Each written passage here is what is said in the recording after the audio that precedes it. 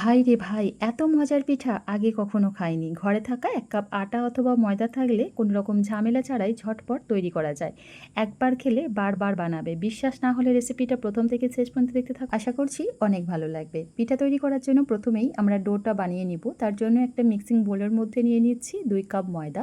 তবে ময়দাটা আমি একটু চেলে নিচ্ছি। আর এখানে ময়দার নির্দিষ্ট কোনো মাপ নেই। তোমরা তোমাদের প্রয়োজন মতো ময়দার পরিমাণ বাড়িয়ে কমিয়ে নেবে। তোমরা চাইলে এই পিঠাটা আটা দিয়েও তৈরি করতে পারবে। তবে ময়দা দিয়ে বানালে পিঠাটা অনেক বেশি খাস্তা আর মুচমুচে হবে। তো দেখো আমি এখানে ময়দাটা খুব ভালোভাবে চেলে নিয়েছি। সেই সাথে এখানে দিয়ে দিলাম স্বাদ মতো নুন আর ৩ চা চামচ পরিমাণ সাদা তেল।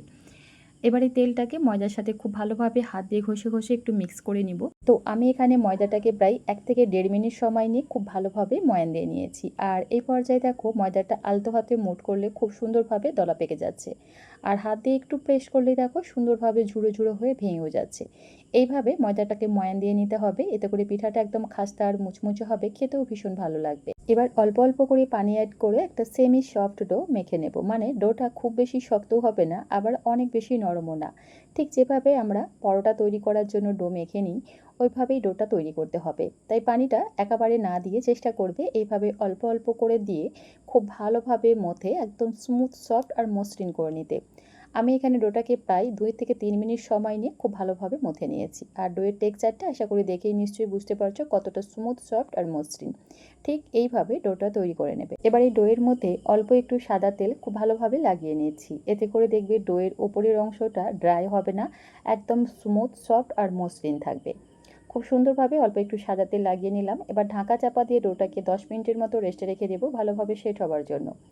সেই ফাঁকে চলো পিঠার জন্য দারুণ মজার একটা পুর তৈরি করে নিই। পুর বানানোর জন্য প্যানের মধ্যে দিয়ে দিলাম আগে থেকে জাল করে রাখা ১ কাপ পরিমাণ লিকুইড ঘন দুধ। আর সেই সাথে ফ্লেভারের জন্য দিয়ে দিলাম একটা মুখ ফাটানো এলাচ। আর দিয়ে দিচ্ছি ১ বাটি পরিমাণ ফ্রেশ নারকেল কোড়া। নারকেলটাকে আমি মিক্সি জারে দিয়ে মিহিভাবে পেস্ট করে নিয়েছি। মিষ্টির জন্য দিয়ে দিলাম ৩ চা চামচ পরিমাণ চিনি। চুলার ফ্লেম লো টু মিডিয়ামে রেখে অনবরত নাড়াচাড়া করে পুরটা তৈরি করে নিব। এই পর্যায়ে দিয়ে দিচ্ছি ১ চিমটির মতো নুন। যারা মিষ্টি জাতীয় খাবারে নুন পছন্দ করো তারা অ্যাড করবে, তা নাহলে স্কিপ করতে পারো। এবার এই পুরের মধ্যে সুন্দর একটা ব্যান্ডিংয়ের জন্য আর ক্ষীরটাকে ঘন করার জন্য দিয়ে দিলাম ১/২ চা চামচ পরিমাণ গোবিন্দভোগ চালের গুঁড়া।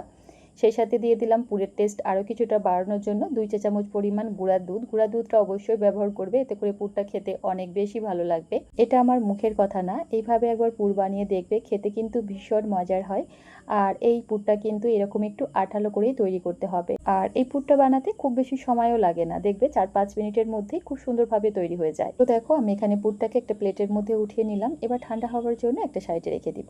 আর এদিকে ডোটাও প্রায় ১০ মিনিটের মতো আমি রেস্টে রেখে দিয়েছিলাম। আর এই পর্যায়ে দেখো ডোটা কিন্তু আগের তুলনায় অনেকটাই সফট হয়ে গেছে। এবার এই ডোটাকে আরও ১ থেকে ১.৫ মিনিট সময় নিয়ে খুব ভালোভাবে মথে নিয়েছি। এবার এই ডো থেকে ছোট ছোট করে লেচি কেটে নিচ্ছি। যে সকল বন্ধুরা ভিডিও দেখতে দেখতে এই পর্যন্ত চলে এসেছো, প্লিজ একটা লাইক দিয়ে কন্টিনিউ ভিডিওটা দেখার চেষ্টা করবে, আশা করছি ভালো লাগবে। তো দেখো আমি এখানে প্রায় ৬টার মতো লেচি কেটে নিয়েছি। এবার এখান থেকে একটা লেচি নিয়ে রুটি বেলে নেব।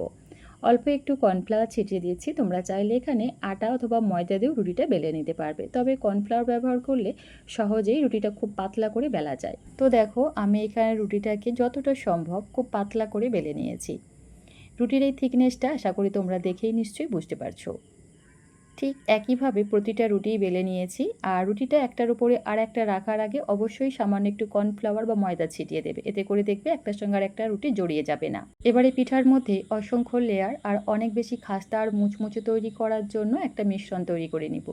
তার জন্য দেখো একটা বোলের মধ্যে নিয়ে নিলাম ২ চা চামচ পরিমাণ সাদা তেল আর ২ চা চামচ পরিমাণ কর্নফ্লাওয়ার। এবার খুব ভালোভাবে নাড়াচাড়া করে মিশিয়ে একটা লিকুইড ব্যাটার তৈরি করে নিব। আচ্ছা, তোমাদের হাতের কাছে এই পর্যায়ে কর্নফ্লাওয়ার না থাকলে ময়দা দিয়েও এই কাজটা করে নিতে পারবে, ঠিক আছে? তো দেখো খুব সুন্দরভাবে একটা ব্যাটার তৈরি করে নিলাম। আর এখান থেকে একটা রুটি নিয়ে নিচ্ছি। আর ওই যে আমরা কর্নফ্লাওয়ার আর তেলের মিশ্রণটা তৈরি করে রাখলাম, সেখান থেকে অল্প একটু মিশ্রণ রুটি চারিধারে সুন্দরভাবে ছড়িয়ে দিয়েছি। তারপর হাতের সাহায্যে দেখো মিশ্রণটা রুটির মধ্যে খুব ভালোভাবে লাগিয়ে নিলাম। ওপর থেকে আবারও একটু কর্নফ্লাওয়ার ছিটিয়ে দিচ্ছি। এবার দেখো রুটির মধ্যে খুব ভালোভাবে একটু লাগিয়ে নিলাম। এবার ওপর থেকে আরও একটা রুটি রেখে দেব। এই সেম প্রসেস ফলো করে মানে প্রতিটা রুটির ওপরে তেল আর কর্নফ্লাওয়ারের মিশ্রণটা ভালোভাবে লাগিয়ে নিতে হবে। আর ওপর থেকে সামান্য একটু কর্নফ্লাওয়ার ছিটিয়ে দেব, সেটাও সুন্দরভাবে রুটির মধ্যে লাগিয়ে নিচ্ছি। তার উপরে আবারও একটা রুটি রেখে দেব। তবে হ্যাঁ, রুটির একদম শেষ লেয়ারে একটু লক্ষ্য করো, আমি কিন্তু কর্নফ্লাওয়ার আর তেলের মিশ্রণ লাগাইনি, ঠিক এইভাবেই রেখে দিতে হবে। প্রতিটা রুটির মধ্যে খুব সুন্দরভাবে কর্নফ্লাওয়ার তেলের মিশ্রণ লাগিয়ে নেবার পর খুবই আলতো হাতে বেলনির সাহায্যে রুটিটা একটু বেলে নিচ্ছি।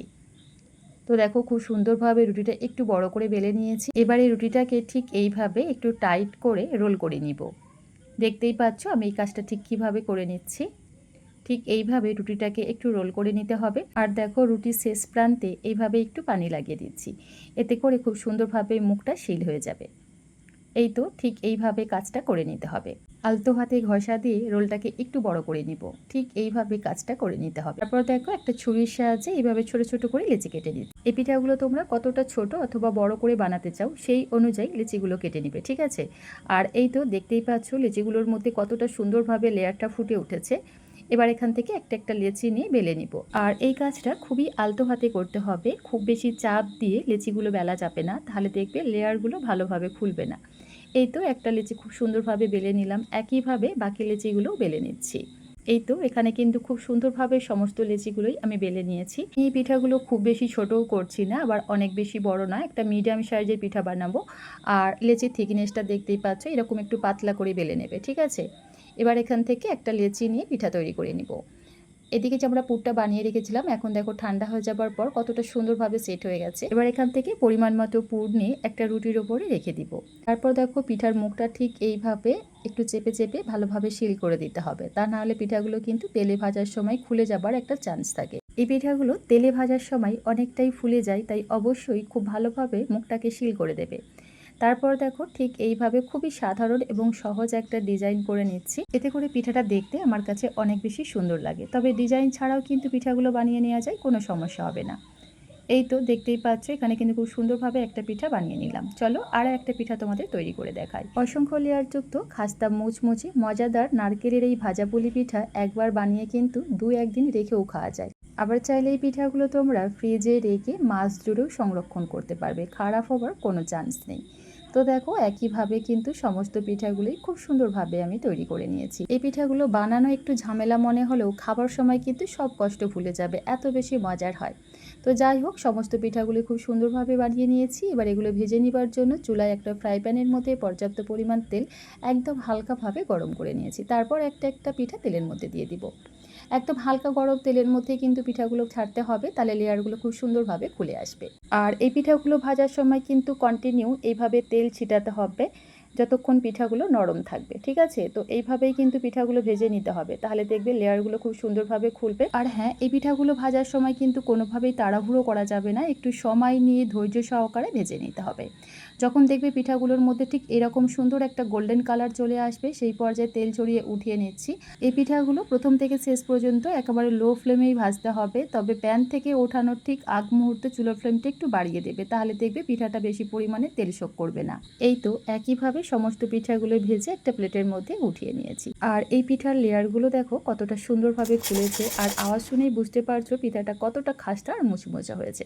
মুখে দিতেই জাস্ট মিলিয়ে যাবে। গরম গরম নারকেলের এই ভাজাপুলি পিঠা খেতে দারুণ লাগে, একটা দুটোতে কারোর মনে ভরবে না, দেখবে একবার খেলে বারবার বানাতে ইচ্ছা করবে। আর হ্যাঁ, বাড়িতে বানালে কমেন্ট করে জানাতে একদম ভুলো না রেসিপিটা তোমাদের কেমন লাগলো। ভালো লাগলে প্লিজ একটা লাইক দিয়ে আমার চ্যানেলটা সাবস্ক্রাইব করে পাশে থাকার অনুরোধ রইল। আবার দেখা হবে এরকম নিত্য নতুন সহজ সুস্বাদু সব রেসিপির সঙ্গে। আজ তাহলে এই পর্যন্তই। আল্লাহ হাফেজ। আসসালামু আলাইকুম।